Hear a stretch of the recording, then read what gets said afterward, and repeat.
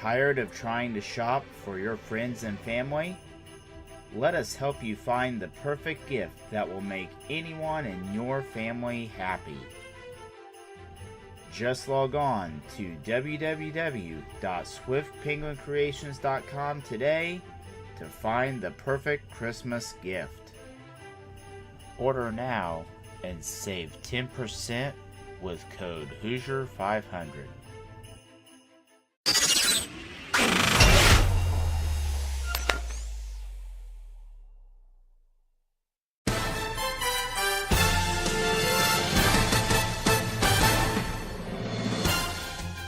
It is Go Fast weekend at the racing capital of the world, and today we lock in the pole sitter for next week's running of the PRI Hoosier 500. For the rest of the field will find themselves locked in on bump day tomorrow. Let's focus on Swift Penguins Creations pole day here on the PRI channels live on RaceSpotTV. Hi folks, Arjuna Kankipati, delighted to have your company here as we return to this fabled racetrack and challenge drivers. Around 4 laps, 2.5 miles each, and 4 turns. It sounds simple, it's anything but. Arjuna Kankipati alongside of Gary Godso and Andrew Wood. And Gary, you've been alongside on the run-up to this qualifying weekend. Practices all the way through, and now tension builds as we head into the final hour of this first day of the weekend. Hey, being fast doesn't guarantee you anything during the week. It's what you do today.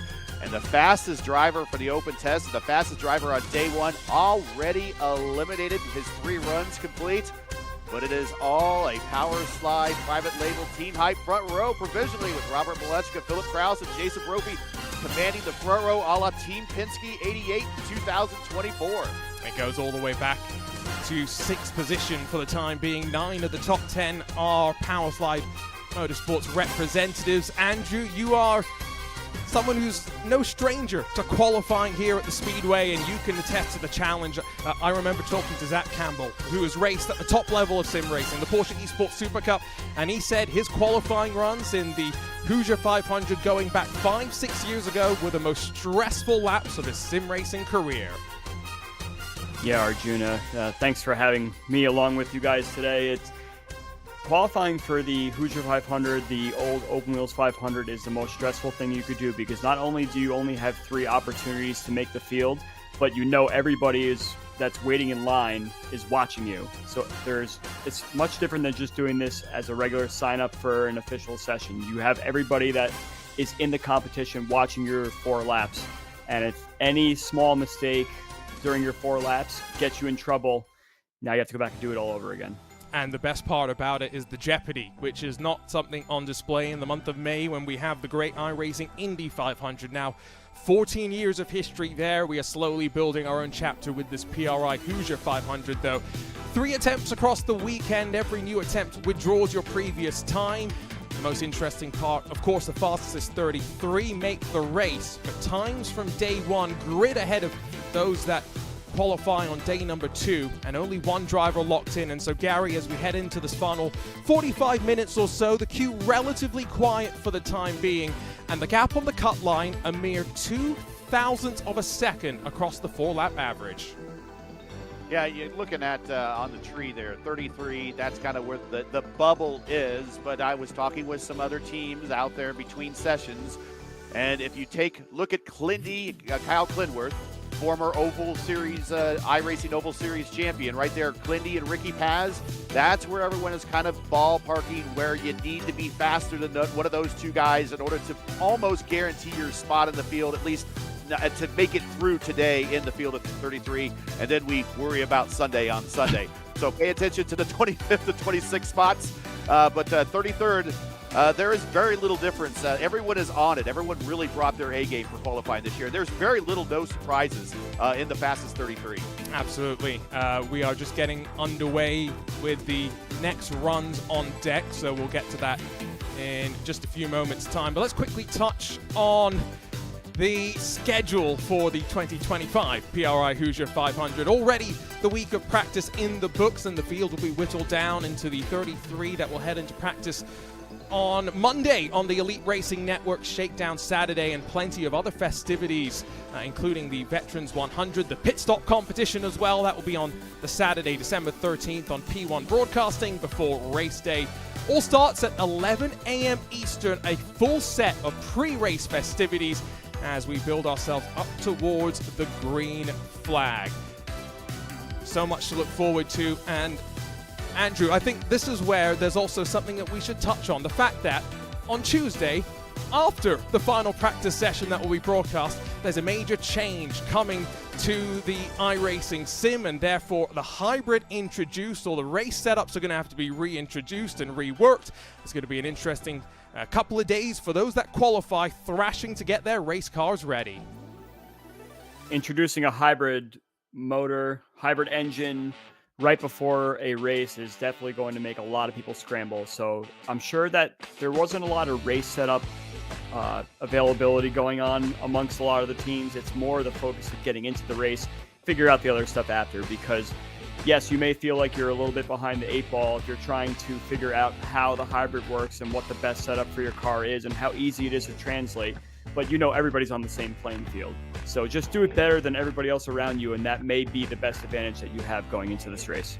You make it sound so simple, but the reality is in sim racing, you have unlimited practice time, right, Andrew? And that's where things become more different. Of course, in the month of May, they have plenty of practice in the real world. This takes it to another level. You always think that, okay, there's something that's new that's being put onto the car that might just be easily translated if I move something in the ballast back, or I change a front wing angle, or I maybe just change a tiny bit of crossweight. If those little things that you have to just adjust for a new implementation of the car pay off, then it's very, very easy. But if you say, oh my goodness, I have to change so many things, and you start going down the rabbit hole of I was this fast and now I'm maybe this much faster or this much slower, is that the same amount of difference than the other teams have? So it's going to be very, very stressful for some folks, but those that work together and those that have the group of guys that are determined to have the best race possible will rise to the top here. And that's where having teammates, the strength in numbers, probably will be handy for the Powerslide teammates that currently sit at the top of the qualifying standings as we get ready to head into the final runs on pole day. And again, only the pole sitter are going to be qualified in, so everybody else watching rather nervously at what is about to unfold. Let's talk some stats, Gary, while we wait, because one of the great things that Tanner Watkins, Ryan Scholz, the, back to being present owners of the Hoosier 500 after taking back ownership after last year's event, they put a great a digital program out, a suite of qualifying statistics, and one thing I loved, look how tight it has been through the field of 33 through our qualifying, less than a mile an hour in all 4 years. Oh my God, the first of all, we'll talk about the speeds here in a second, but the annual, the program, if you've ever been to the real Indianapolis Motor Speedway and you got their actual Indy 500 program, comes out every year, how thick it is and all the stats and everything, all that is in the virtual program. You got to check it out. They spend a ton of time, and it's so great, and all these statistics. But you look at how close everything has been from top to bottom every year that they had this race. And I think a lot of that has to do with how long this car has been on the service. There hasn't been very many major changes to it. Okay, we add an aero screen here. That changes a little bit of things, but it just overall makes the car a little bit heavier and changes adds a little bit more drag and changes the balance of the car. The weight of the point of gravity, or the center point of gravity of the car, is now different because of where the aero screen is. But everything is so close because we've had the car for so long that some of these setups have been around for quite a while. So we're not really going to see any changes in setups until we get this new car literally next week. But everything until now, has been pretty much everyone has been one on top of one another because of how long we've had this car. Now, I will say, as a member of the Powerslide Motorsports contingent, that it's not to say that they haven't had to do some work on the setup year on year. However, you are correct that the effort definitely lessens compared to when the full suite of changes are going to be thrown at them on, I'm going to say Tuesday afternoon, but the reality is sometimes these updates can push a little bit longer into the evening, and surely the stress will start to build. So it's going to be Sheridan Wade that will be first up in our primetime coverage here on the PRI channels on what is a very exciting day. Swift Penguins pole day will lock in the pole sitter, and already we have seen a whole handful of runs, I think going on close to 90-something runs. And so Sheridan's going to head out, and a slightly different format, Andrew, than those that race in the iRacing Indy 500 will be familiar with. You'll do a full out lap, a warm-up lap, which has to be done at a minimum of 200 miles an hour, and then off and away for your 4 timed attempts. Adding that extra little bit of run there definitely makes things a lot more stressful. Going back to the whole everybody watching you situation, you have to change your setup a little bit more fuel to do that extra warm-up lap, and just kind of gives a little extra layer of, okay, how fast am I going on this warm-up lap? There are certain criteria you need to follow as you're coming to the line and everything. So there's lots of different things that are into play there. And yeah, much different, but also very much more realistic of how the real life IndyCar drivers do it, which is a very, very nice addition to this event. And already some big players have been caught out by some of those formalities. Jason Brophy, he sits third, lines up provisionally outside of the front row. Well, he got dinged for dropping below that 200 miles an hour. It can happen to the best of us. Wind up the speed, but crucially here, Gary, you're trying to preserve your tires, because come lap 4, if you haven't been minding the Firestones, they will be screaming out from underneath you as you exit turn 4 for the final time. You would have thought that 4 laps, 10 miles, 16 turns around here, and you have to really worry about tire management. And that is a huge part of this game. I mean, those that can manage the tires over the first couple of laps, you'll have more tire to allow your car to make it turns 1 and 2 and 3 and 4 on the other end, when most everyone else is kind of, they've got them so hot that they can't handle through those corners and late in the run. So those that can manage their tires are going to have a more consistent run over, might not be as fast, but it might be more consistent over a period of 10 miles. Let's get the first of our runs here on the PRI channels. Pole day already, probably our pole sitter locked in, Rob Malechka, with a run about an hour ago. Sheridan Wade's going to carve out through turn 1, sweep out to the wall. And it's looking steady below the white line as he cuts down through 2. Doesn't track all the way out, but it's steady so far, Andrew. Keeps it very, very clean, and that shows that the car is very much planted to the ground for the first couple laps, which is what every driver wants, because there's nothing really to worry about when you're doing your money laps. But we'll have to see how it goes for the final 2 laps here, because that's when the car might start to get a little bit more dicey. Either that, or you got to find a little bit more speed to account for the extra tire wear. The lap times will pop up as they get entered by the team at Race Control, so don't fret if it takes a moment or 2 for them to appear. 39.335 on lap number 1. If you're wondering what the pole time was, well, Rob Malechka first lap 39.341. So Sheridan Wade actually relatively competitive on that opening lap, but like Gary mentioned earlier, it's all about the fall off. Steady on the steering, being proactive on those in-car tools, and out of turn 4, half the run already complete, Gary.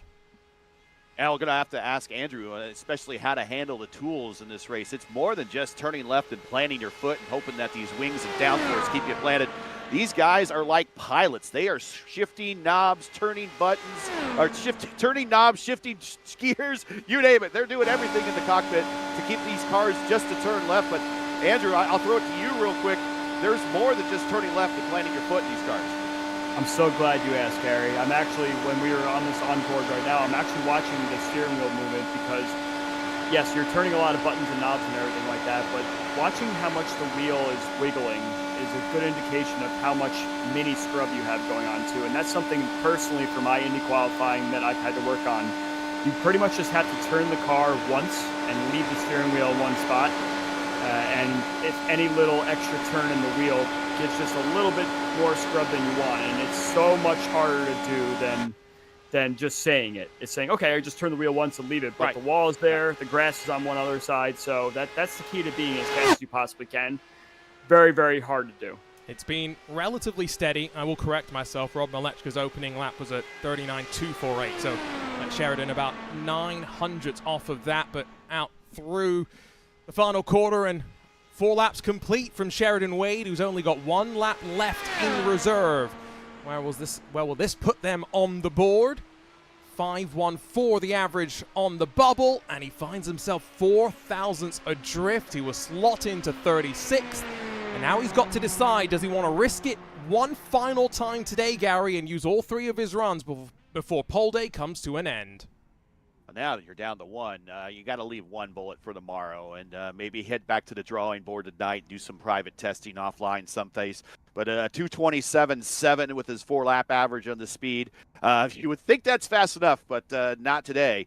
And I would say, personally, save that bullet for tomorrow.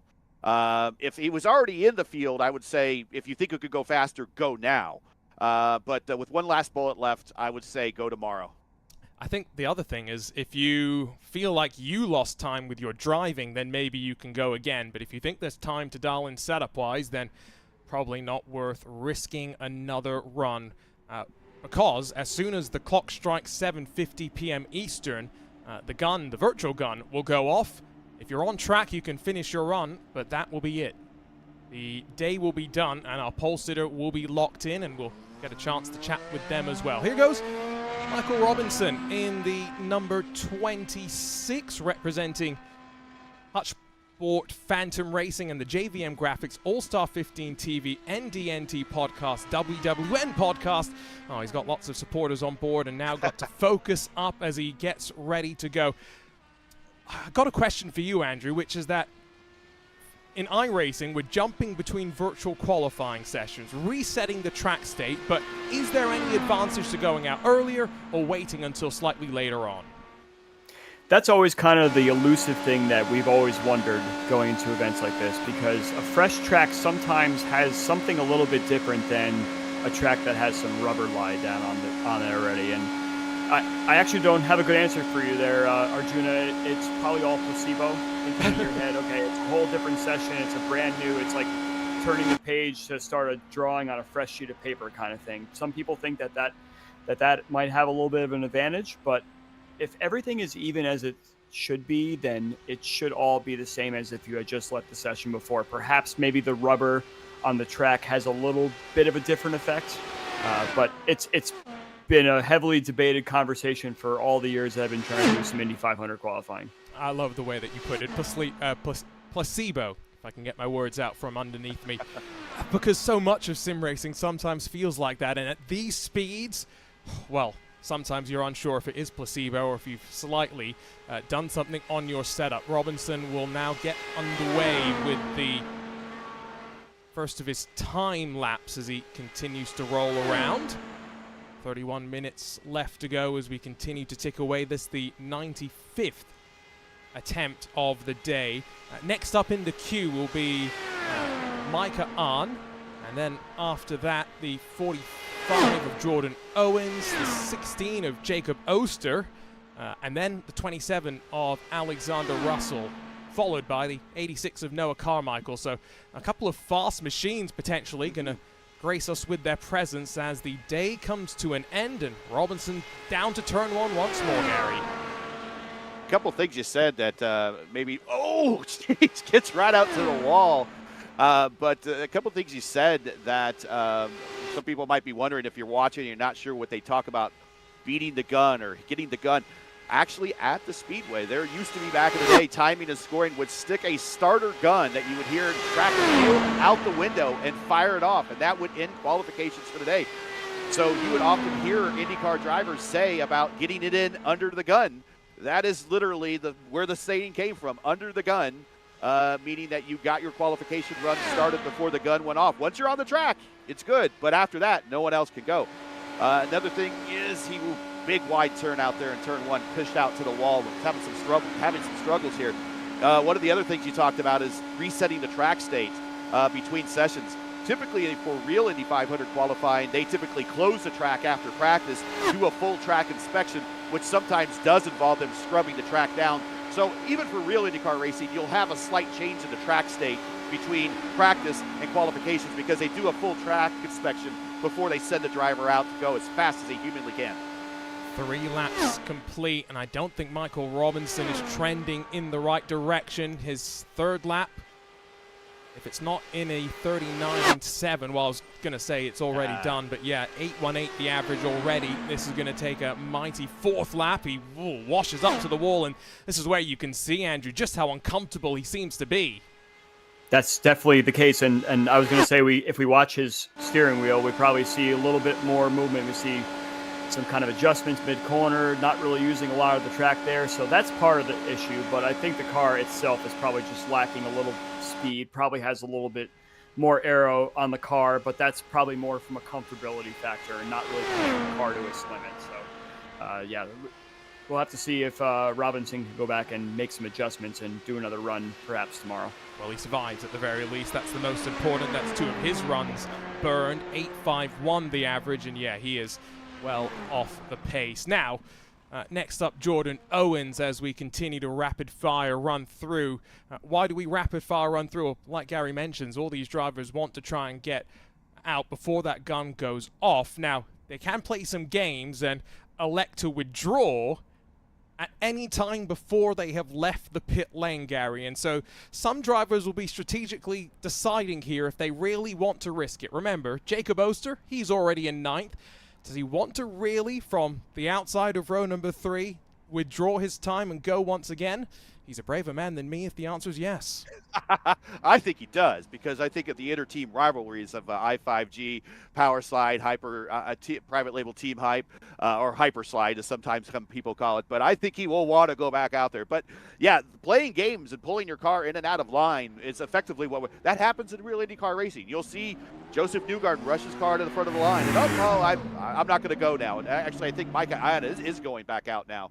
But it happens in real IndyCar racing too. You present your car for a presentation, you're going to go, and they're like, nah, I'm going to go, I'm going to pull it out of line. And then what that does is, in real IndyCar racing, kind of delays the next car a little bit and kind of fools around by slowing things down. We don't necessarily have that here in the sim world, but it does happen in the real world. Some colorful liveries on display, which is always great to see.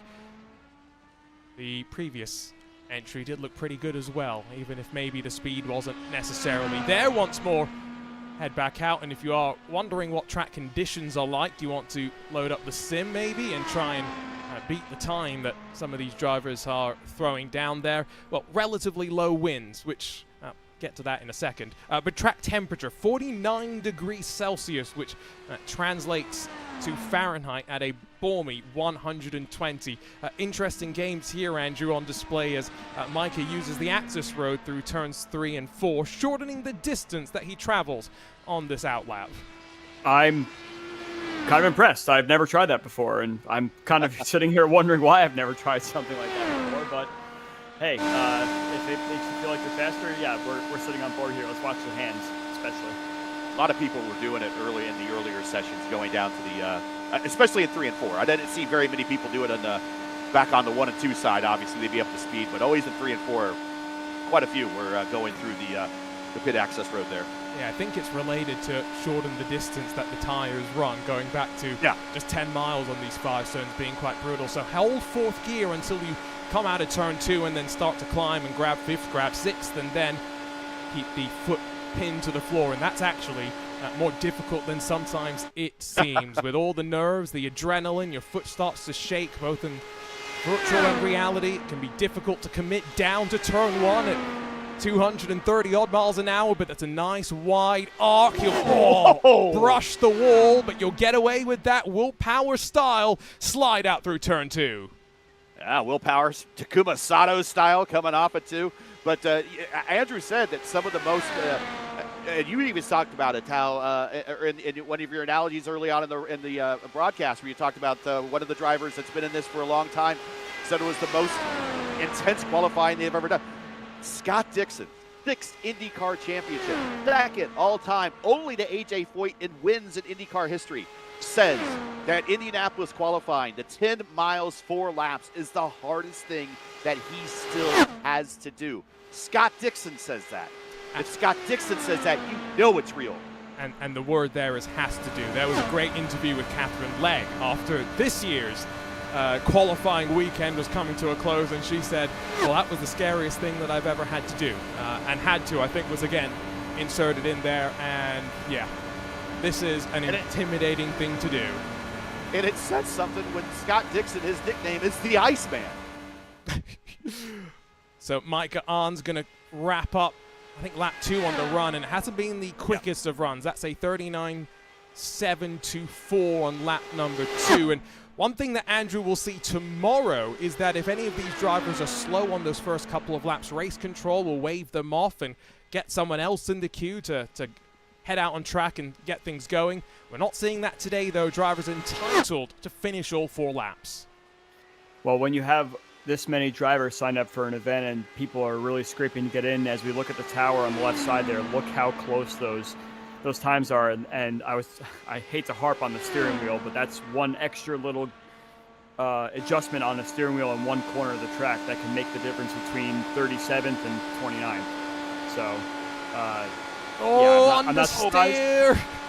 I'm not surprised that it'll be a fast pace tomorrow, and I think that's really good for the competition's sake. That everybody, all 3 runs that they're allotted for, and take it from there. Going back to the previous discussion, I want to throw in the intensity of qualifying with Marcus Ericsson. We saw someone who didn't even complete their 4-lap run, came in 1 lap early, Right. and that just shows that you have to have such a focus to do it. And even us here make fun of it, but it can happen. So you saw the big understeer through turn 1 on lap 4. However, 1, 2, 3, relatively consistent.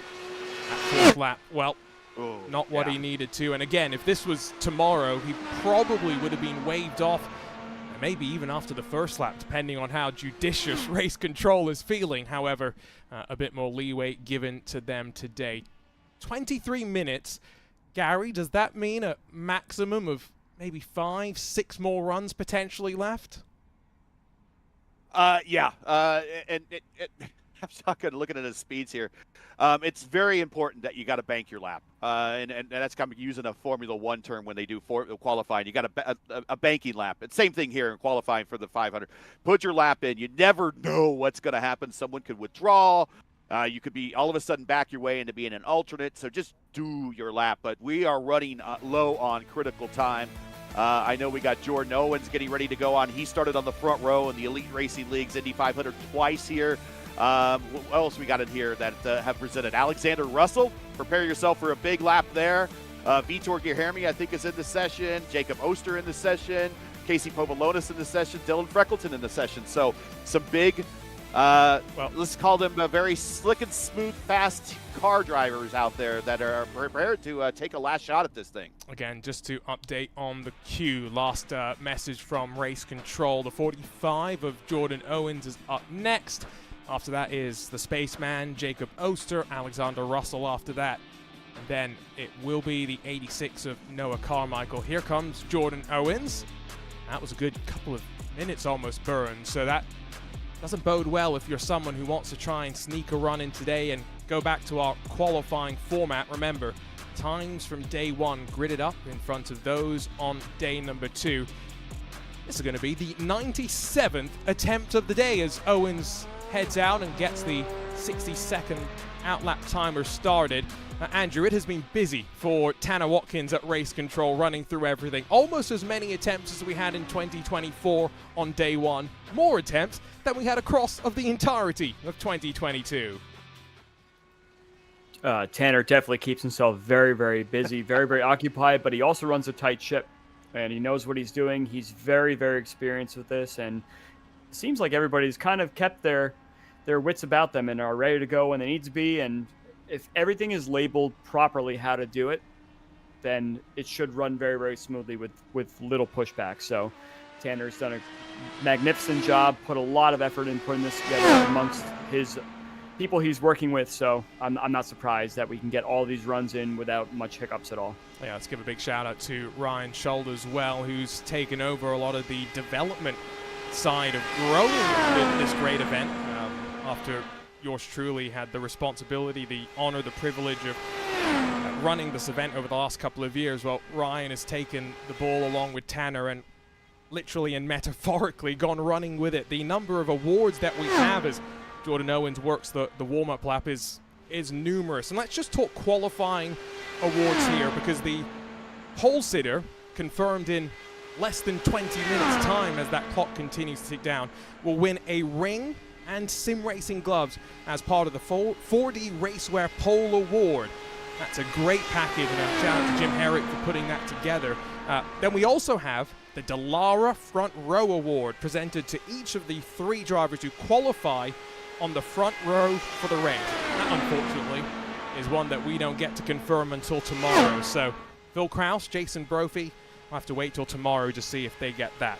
Top Starting Rookie Award, the first-year driver with the best race starting position presented by Oil and Gas Safety Supply, and then the On the Bubble Award, which, Gary, let's be honest, no one wants to win that, but presented to the driver who qualifies in the 33rd position for the race. You will take it if you get it.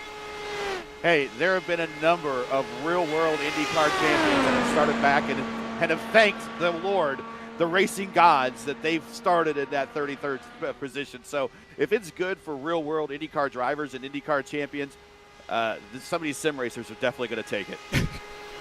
I'm going to take the opposite.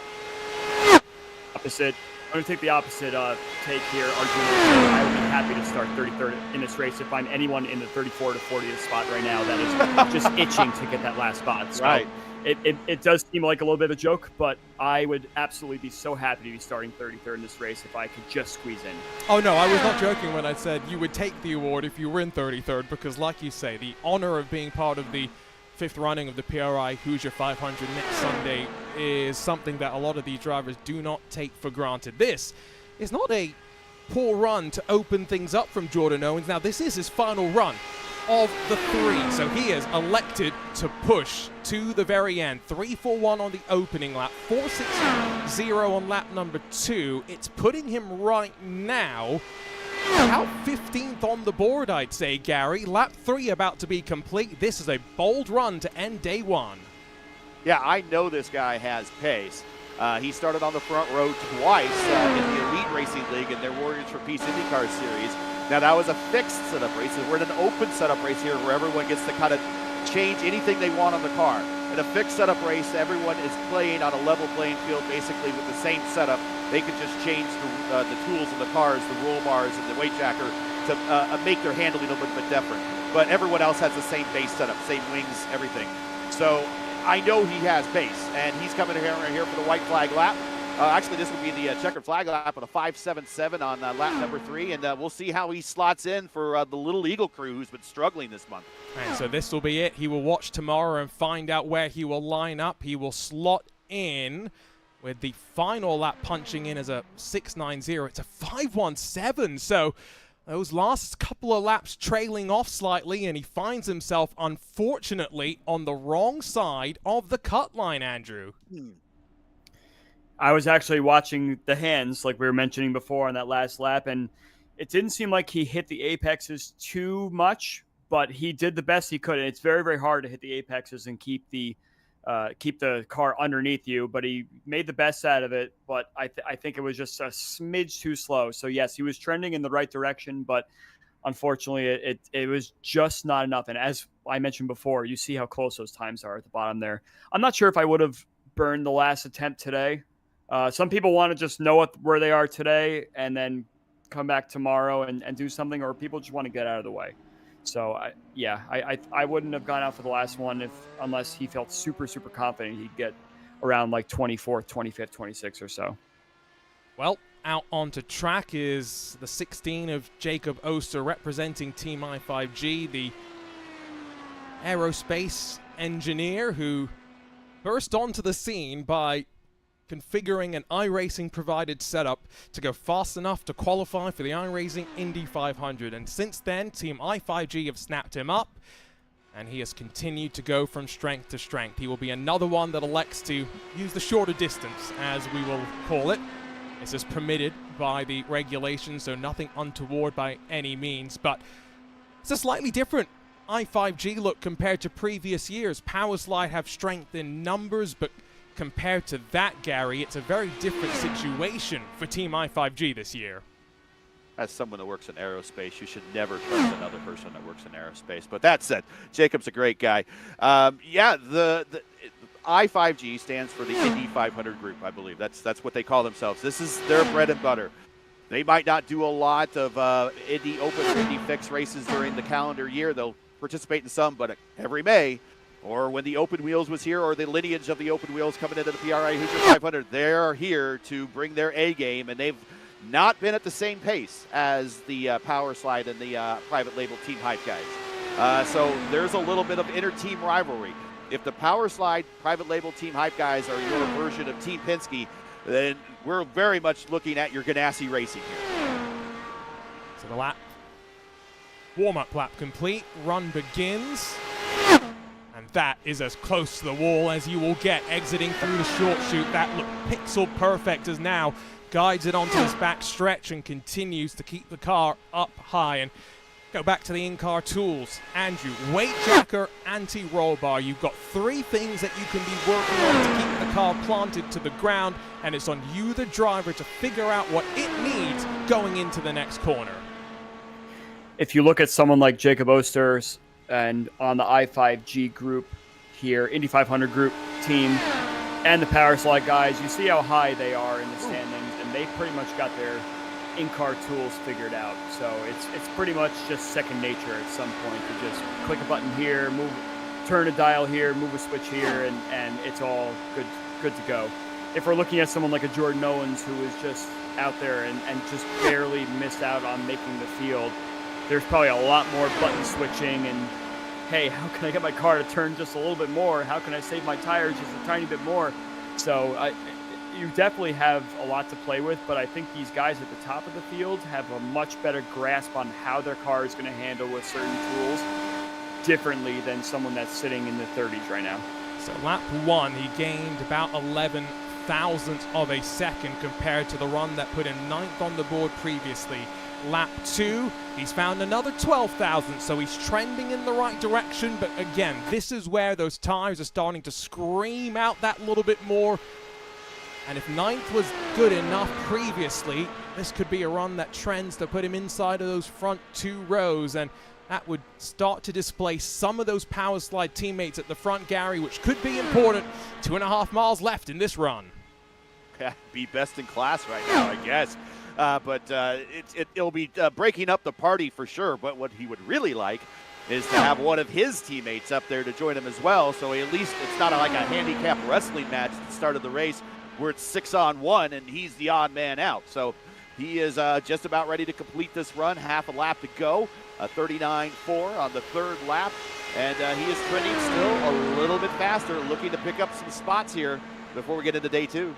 And so if lap 4 is not a drop-off, then this is trending really to be good. Heads back to the line, and remember, teammates cover the front two rows for the time being in the 3 wide starting formation. Oster breaks the yard of bricks, crosses the line, and as the time pops up onto the board, it's going to equal out as a 4:11, and now we've got 3 drivers all on that same time. Van der Sant, Olsen, and Oster. Oster provisionally down in third of that tie, but we'll wait for the tie to be broken, which is done on fastest lap and done manually by Tanner and Race Control. And now it queues up Alexander Russell. Andrew, that could be back-to-back fast runs as another driver from inside of the top 10 might elect to pull their time.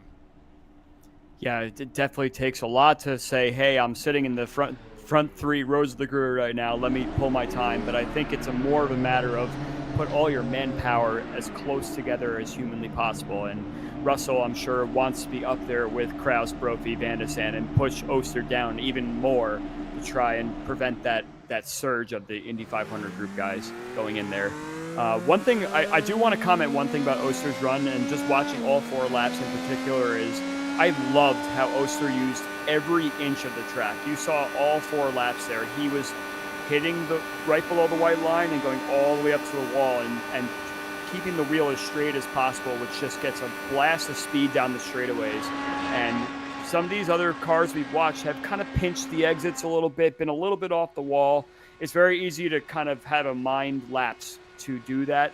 But Oster kept a very, very clean and free-flowing kind of line right out to the wall without touching it. And I knew that was going to be a really great run. I think he'll be proud of that one.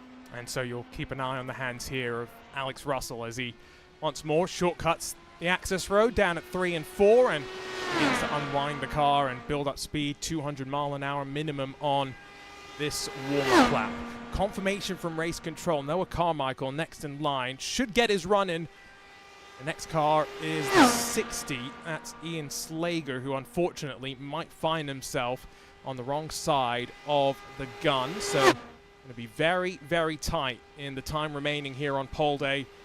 And I think unless Alex Russell is going to put in the run of his life potentially after coming off his debut eNASCAR Coca-Cola iRacing Series campaign, racing for Tony Kanaan Esports no less as well. But this is a bit more where I think his bread and butter is becoming. The open wheels, combine that with the ovals and put it all together. Alex Russell 4 laps on the board as less than 10 minutes left on pole day, Gary. Yeah, Alexander Russell, one of the newest members and additions to the Power Slide group, was picked up just right around the Indy 500 time in May. So he's one of their newest drivers, and we know he has pace. He had pace, was fastest in practice earlier in the week. I think on Wednesday he was the fastest in practice. And he is getting ready to complete lap 1. And, you know, I was here back. I'm old enough to remember when Tom Carnegie was on the PA here. And love listening to him say right when they took the green flag, right about this point, and he's on it. And listen to the timing and scoring report as he just set the fast lap of the session here this time around. So Alex Russell, first time by, punches in what will be a 39.254. His first time by was a 2.84, so he was quick on lap 1 even in the previous attempt. Found a little bit more speed. Don't think it's in setup. It's all about that comfort in the driving and in the tools underneath him. Out of turn 4, excuse me. 2 laps about to be complete. And he's made it look rather simple for the most part. Hands looking very steady, I'd say, Andrew. Definitely the hands are looking steady, and we're trying to see how much of the track he's using. He gets right up against the wall on the exit of turn 2 and turn 4 especially.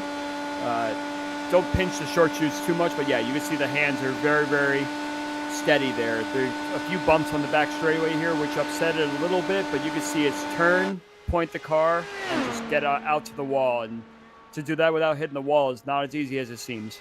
One thing that you talk about with bumps is that every one of those bumps, sometimes force feedback-wise, jolts you and unsettles you, and so some drivers will turn the force feedback off when it comes to Indy 500 qualifying, not dissimilar to what some of the top eNASCAR drivers have done over the years. It's been a decent run from Alex Russell across all 3 of the laps. There's been major improvements, and so the average previously a 39.418 from the former satellite racing driver.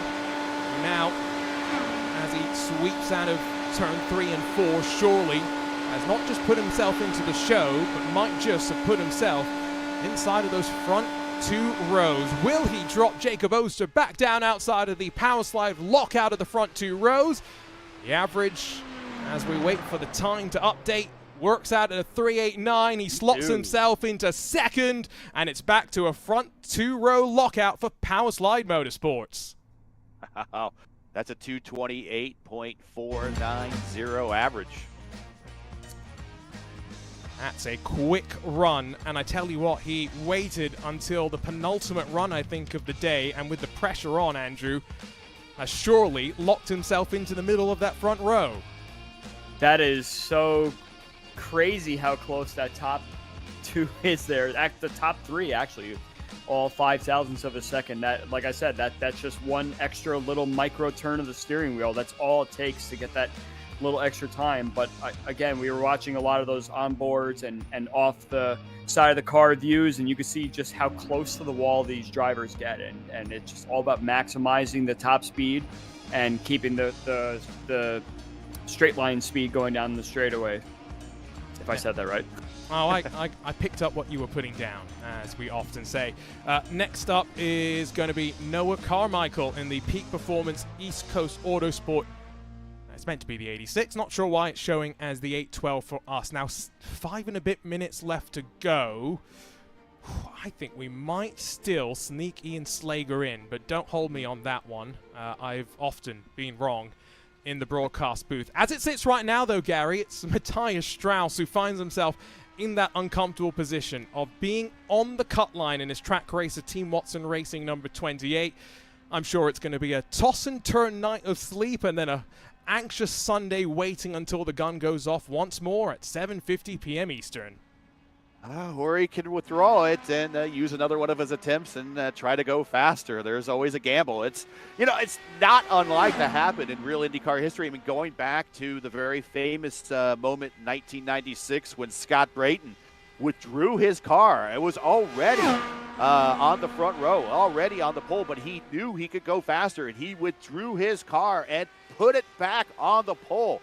And that's what made his run so exciting, and why everyone became really attached to him, is because he just showed the, as my ancestors used to say, the chutzpah of what it really takes to, you really want this. You have it in you, and you just got to go out there and do it. And he did it, and that's really why even Scott Brayton nowadays goes down into the lore and history of the 500 as just a brave driver, of someone that knew what he wanted, knew what he could get, and accomplished it. The Finns call that sisu, I believe, as Noah Carmichael gets the run underway. And again, the seconds tick away. If he crashes inside of the next 3 minutes, which, knock on wood, I don't mean to put the curse of the commentator down on him, it would release the 60 of Ian Slager out onto track into what could be a crucial run. Not necessarily to put himself at the very front of the field, but again, those that set their fast times on day one, if they're in the fastest 33 times, well, you start in front of all of those that will run tomorrow and set their fastest times tomorrow. So there is plenty of importance to getting the job done today and giving yourself a little more to sleep about. 39.307. Andrew, it's a decent lap one, and he's well below the white line, cutting down from turn two. It's trending decently so far. I actually like how much of the track that Noah is using. He might be listening to our broadcast and listening to my teeny little tips and tricks here. I'm not really sure if that's the case, but you can see he tracks right out to the wall there, turns in nicely for turn four. If he tracks all the way out to the wall and just rides it down the front straightaway, that's going to launch you down the straightaway and give you all the speed possible. So I like what I see so far from Noah, and I think he might be squeaking in if all my fingers and toes are crossed properly. Hey, Andrew, I think he put the most laps in practice, well over 500 laps. Well, I think that will mean that he is our Ironman Award winner, presented by Oil and Gas Safety Supply and Derek Spear Design. Button box and cash given to the driver who completes the most laps in practice during the event. I hope they don't include Monday's practice, because that would be unfair to the drivers that unfortunately don't make it through the field of 33. A decent opening couple of laps, though. Maybe not as quick as Oster and Russell before him, but now there's 2.5 miles left to go. Carmichael once more into turn one in excess of 230 miles an hour as he tips the car in. Lap 3 is starting to drop off slightly, a 4.23. Gary, he's holding on lap 4. It's typically the hold-on lap. That's when you just got you have all your tools. Hopefully you have a little left in your tools to help the car rotate. Sometimes your tires are all used up and your tools are all used up. So he just has one more quarter to go. Comes cleanly off of corner number 4, just down out of the white line, and he's staring at the checkered flag. I like this lap. I like it. Andrew likes it. What's it going to be? He lets the car roll to the middle where it naturally wants to go. 39.708, and it punches him into the show. 31st, he's on the last row, but he's in the show. Look, Ma, I'm in. Well, for now. For now, because that is a precarious place to leave yourself. He's got one more run left to use, but will he want to use it? 30 seconds left before the gun goes off, and if you're Ian Slager, you are rushing to the end of pit lane and hoping race control release you in the next 20 seconds in the Candid Badgers creation, WAC Productions Mid-Motorsports number 60, off and away for what will be the final run here on what has been a truly momentous Swift Penguins Creations pole day. Gary, let's enjoy 10 more miles before we can rest for one more night. Yeah, remember, he skidded it in before the gun. So this will, he will be the last one, and nobody else for the remainder of the day can go back out there and record a time. So this is the last driver that gets a last shot. And we've seen some real-world examples of the Indy 500 history of drivers being that last driver out there when the gun goes off to bump their way into the field. And the other guy behind him just doesn't have time. And we saw it happen with Graham Rahal not too long ago. So this is where the thrill of victory and the agony of defeat is all right here on this 10-mile run. We'll go through our provisional starting grid at the end of poll day. It seems like chat to a couple of our protagonists as well. We've got one final run before we can close the show. That timing now stuck at 0 minutes remaining, presented by Visitor Watch Company, as still building up the speed. And now you can hear the engine note begin to rise, and slowly but surely the speed will increase as well. This the first run of the day for Ian Slager, so if it doesn't go well, it's not the worst thing in the world, Andrew. He's got 2 more opportunities tomorrow to get it done. Well, this is actually interesting.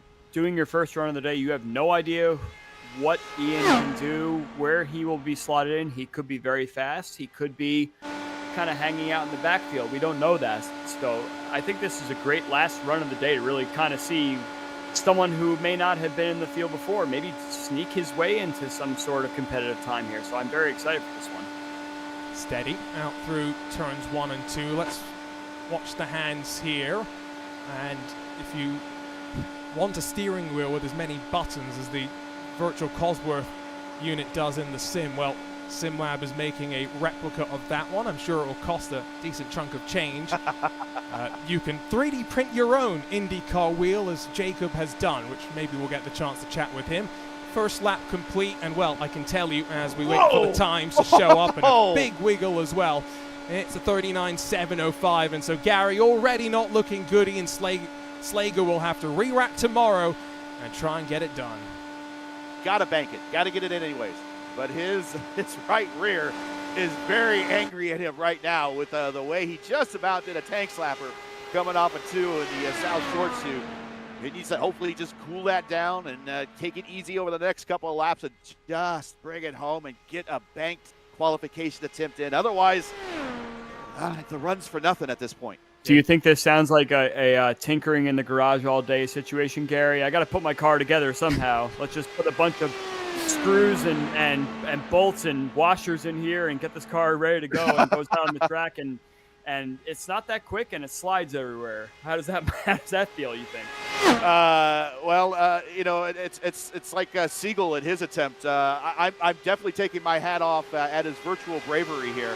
And we know what the real-world bravery of Siegel was. Oh, it's to the wall! There he goes, it's to the wall. And that will, at this point, call the run complete. And so as Ian Slager limps around the track, let's take this opportunity to drag in, at this point, our confirmed pole sitter for the 2025 PRI Hoosier 500. It is the iRacing Indy 500 winner, Rob Malechka, that gets it done. And Rob, I know pole position is not the be-all and end-all, but it's looking like the Powerslide Motorsports team is in a very strong position. How are you feeling as our 4D Racewear Pole Award winner? Yeah, firstly, I gotta thank Jason a lot. Him and I probably put 10, 15 hours on the setup. Some really late nights for us, and we just kind of kept finding time. Every 1,000 counts, as you can see here. But nonetheless, it was. I think we have a top 6 lockout for the team and maybe 8 in the top 10, roughly that. So, obviously a really good showing for us. And, hopefully this can carry over for the pro season for us as well. But yeah, a really good start at Indianapolis for us. Let's talk about the big change on Tuesday. A hybrid unit being added to this Dallara IR18, and all those race setups that you've won the Open Wheels 500 with as a team, the iRacing Indy 500s with, they go out the window and you start from scratch. How much of a challenge is that? How much of is it a benefit that you've got the strength in numbers heading into this, I'm sure, stressful week? Yeah, I don't really know what others think, but I know we're really looking forward to it. This car's been a bit stagnant the last 4 or 5 years, and to get such a massive update right before our biggest race of our year. It's going to be really important to us to grind away as a team, put some really efficient hours in, and hopefully at the end of the day, Sunday noon, we have a race-winning setup. Well, Rob, before we let you go, I've got to also ask you, what do you think the cut line's going to be tomorrow? You don't have to stress about that. The rest of the field still does a little bit. I mean, to me, looking at it right now, I think it's going to be hard for it to be higher than a 4.8. So I'm going to say probably like a 4.82, 4.83. Because I know there's some really quick guys that still have to go that couldn't make it today. So, and of course, others that are on the bubble or outside looking in can definitely make setup gains. So, we see that every year on the open side of things and every year in real life. So, hopefully it's a really good show tomorrow, and made the best 33 make it. Well, Bump Day will be exciting. One driver that won't be stressed is Rob Malechka, your 2025 PRI Hoosier 500 pole sitter and the winner of the 40 Racewear Pole Award. Let's catch up with Alexander Russell, who had the pressure on him in the final hour, electing to withdraw the time. He pushed it into the middle of the front row. He's standing by with Gary Godso. Alexander Russell, congratulations, provisionally second. Good way to start the Indy 500 with not a lot of dirty air in front of you, but talk about that run. Very much, I was mentioning Scott Brayton and his run back in 96, where he withdrew a good run with the gamble of going faster. And there was no guarantee that you were going to go faster on your next run, but you did it, you delivered, and you went from where you were to provisionally second. How'd you feel? I mean, it was a big gamble. There was a lot of hesitation, a lot of pondering. I knew I had more in the car, especially after my first run. I felt unsatisfied, and anybody who knows me knows qualifying is my worst skill. I'm so bad at qualifying, and so it was the kind of thing of, oh, can I deliver under pressure? I don't know. We're starting in a good spot, provisionally, and I just said, we're gonna do it. We're just gonna do it and see what the car has, see what I have in me. And I was so close. I was so close to it. I tried. Well, you're gonna, looks like, get a good start out of this thing now. What's the plan now with the car that's gonna get a change here soon? How much work can you actually put in the race setup, or is it just, I guess, work on the strategy and then maybe work on the setup when the new car becomes available? I think it's gonna be try and get some provisional work done, just see what this current build has, and maybe take a different approach here and there and see. I know that strategy is going to be something probably discussed more next week, but I think that having this front row really opens up a lot of opportunity to do something. Well, there you go. Back to you, Arjuna. Guy starting second, second best seat in the house come race day. In the middle of that three-wide formation, it will be a beautiful sight. Clean air in front as they slide into turn one. Let's catch up with, well, next up in our queue would be Jason Brophy lining up on the inside of row number 2, standing by with Andrew Wood. Jason, Andrew here up in the booth. Kind of talk about how your day went. I know your first run really didn't go to plan. Did that put you back at all, or did you feel like you were missing a little bit there and feel like you had to really make up a lot of ground? So starting the day, going into today, I was actually the fastest going into today, but with some stuff we found during the day, Rob, that 385 I couldn't touch. My best overall run was a 387, I think. But then I started my day dipping under 199 on my first lap, and in the end, it didn't cost me anything. Like, I would have been happy with that run. I was disappointed with the 404, but just the stress, especially going on my second. This is the first time I think I've ever done a second attempt in a Hoosier. I've only started the race twice, but I've always been one and done. So the first time I've ever done a second is just far more stressful. So it's a slower run. And just, I wasn't ready for it as well. Don't think I lost anything out of it. Russell put down a great lap there. And really the top three guys are very fast. So, losing the top three starting spot kind of sucks in that regard, but I'll take finishing where I deserve to finish, which is fourth quick based on the runs I did today. Stressful, definitely. It didn't lose me any spots, but maybe some years off my life. Well, I actually do want to ask you too, Jason. Compared to previous iterations of this race that we've done before, the Open Wheels 500, what has the team dynamic been like this year compared to previous years? Is there more of a team effort that's putting everything together, focusing mostly on qualifying? Is there a big race component or something like that's making everybody come together a little bit more? What do you think is attributing to the front row lockout as we sit right now provisionally for the Power Slide team hype guys?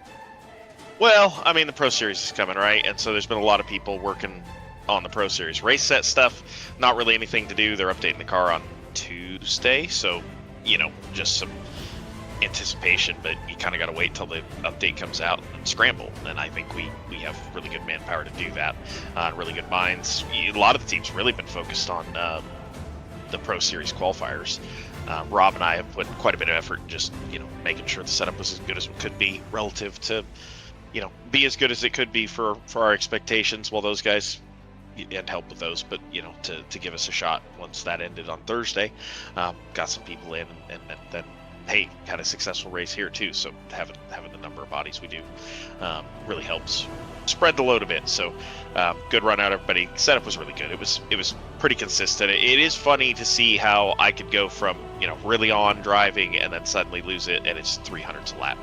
And you just shift between that. It's so sensitive to your driving, your wheel out input, getting into the corner, scrubbing off the corner.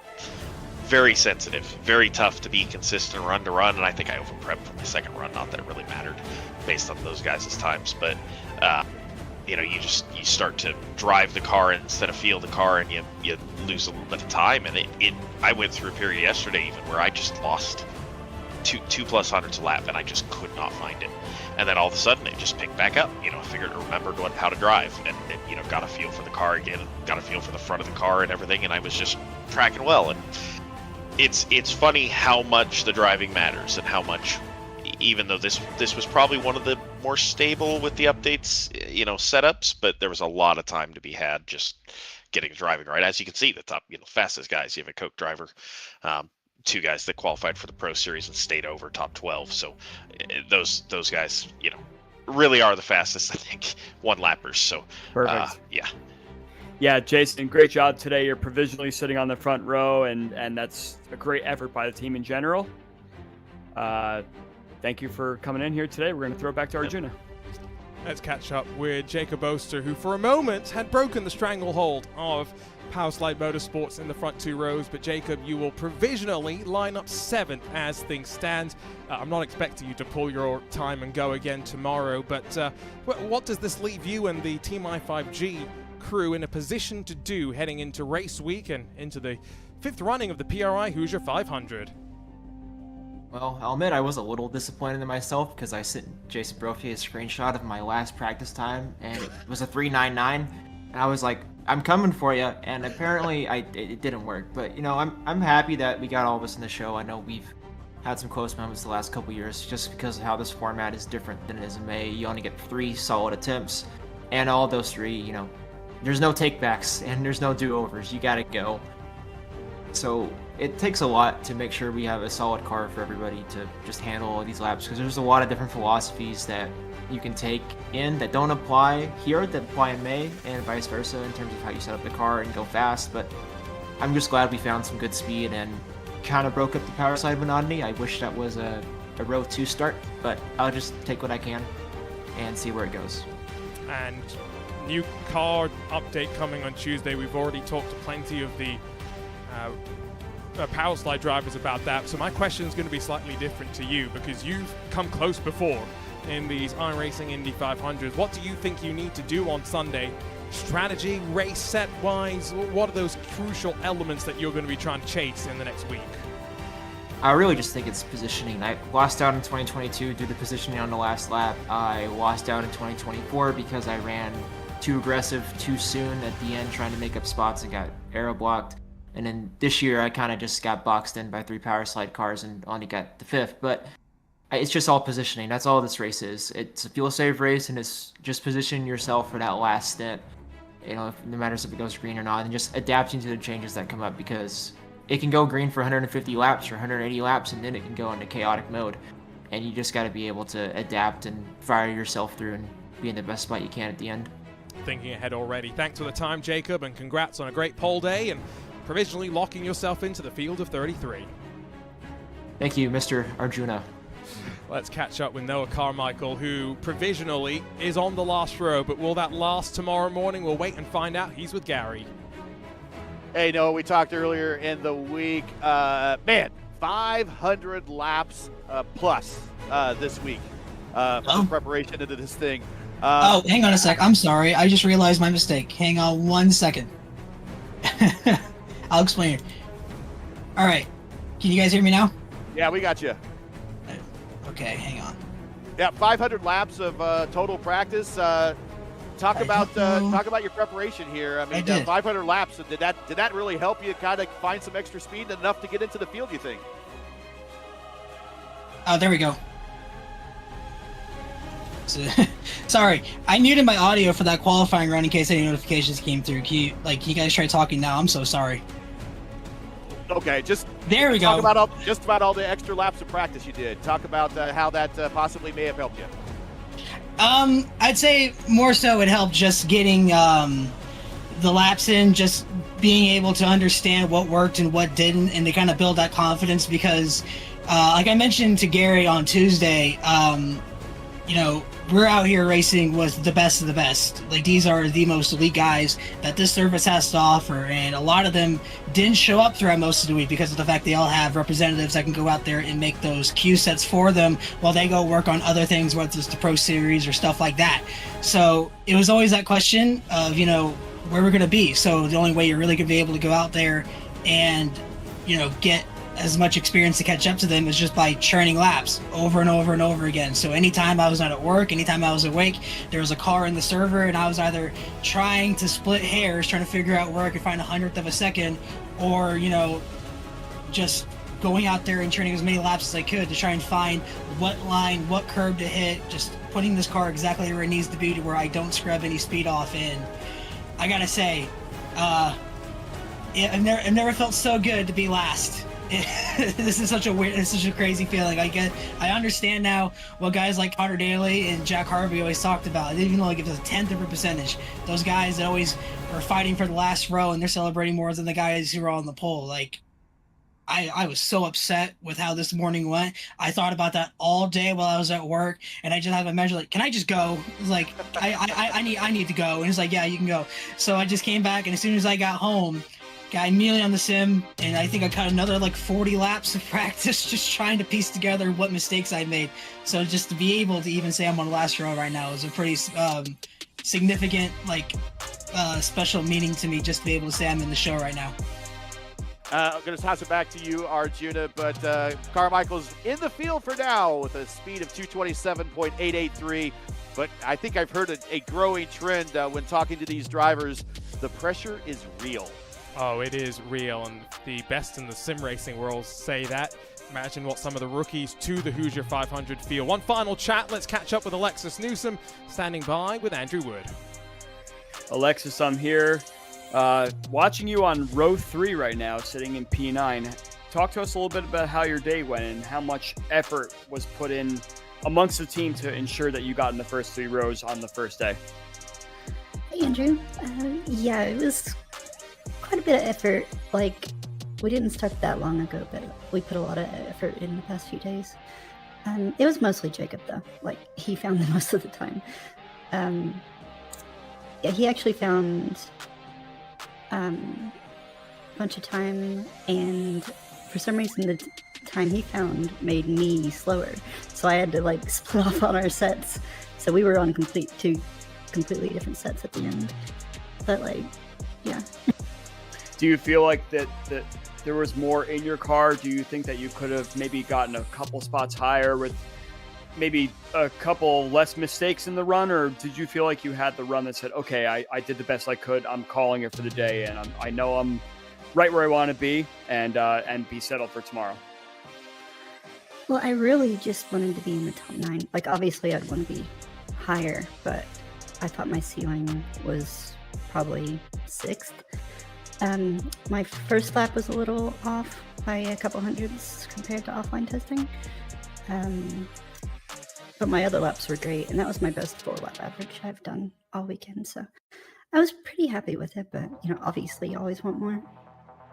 Of course, you're sitting in the top 3 rows as we speak right now, so I don't think you have to worry about anything for tomorrow unless something goes completely rattled. So great job today, Alexis, and we'll hope to see some higher spots for you come race day. So thanks for joining me. I'm going to throw it back to Arjuna.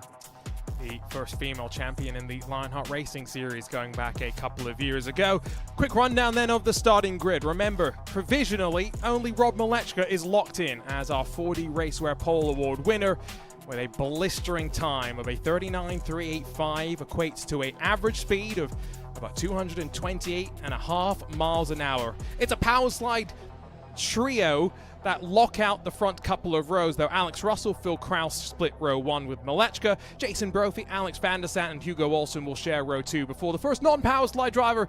It's Jacob Oster. He's got Jeff Drake, yes, power slide driver Jeff Drake, in the middle of a Team i5G bread sandwich. Alexis Newsom on the outside. Josh Chin, Adam Blocker, and Chad Simpson just outside of the top 10 as we begin to work our way through the field. Some of these drivers surely safe, the likes of Ryan Campbell, Christian Steele, and maybe even Matt Taylor, but as you work your way a little bit closer down to the likes of AJ Mussman, Andrew Marquez, Brendan Lichtenberg, Rashad Craig, and Blaze Andrich, the rest of the top 20 will be looking over their shoulders with slight nerves. Seb Alexander, Dylan Freckleton, Ty Keeler, Casey Paul Vlones, and then Carl Clenworth. Those are the drivers that Rob Malechka has predicted will be just inside of the cut line, while Ricky Paz would be the driver on the bubble. Lucas Lodato, Logan Edwards, Nick Lodgke, Nathan Paris, Noah Carmichael, Logan Simmons, and Will Weiser. That would be the field of 33 if they lock themselves in today.